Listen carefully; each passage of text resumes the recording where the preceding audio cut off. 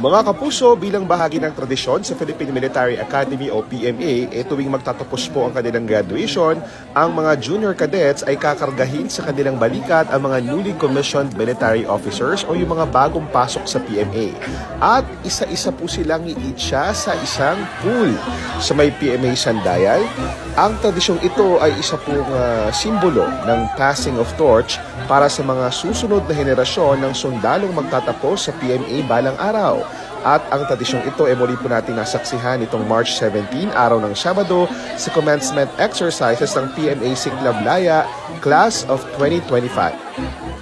At mula po rito sa Baguio City, ako po si JP Soriano para sa GMA Integrated News.